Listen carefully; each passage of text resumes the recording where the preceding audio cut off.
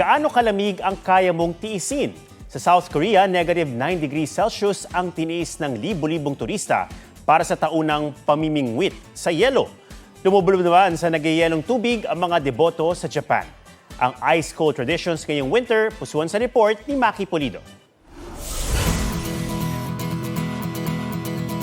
Para sa mga sanay sa lamig, gaya ng sitwasyon ngayong malamig ang panahon o situationship niyong nalalamig na rin ang conversation, bakit di sumama sa ice cold tradition sa Japan at South Korea? Makisabay sa ice bath ritual sa Tokyo.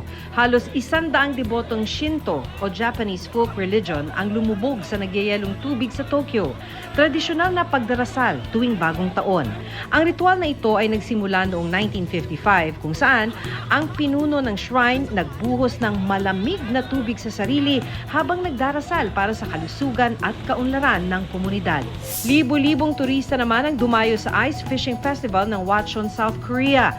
Balot na balot ng makakapal na pananamit ng huli ng isda, mapabata man o matanda. Ang mas matapang sa lamig, t-shirt at shorts lang ang suot habang nangingisda with bare hands. Negative 9 degrees Celsius lang naman ang lamig doon ngayon. Panahon para buksan ang kanilang winter festival sa kakaibang tradisyon. Maki Pulido nagbabalita para sa GMA Integrated News.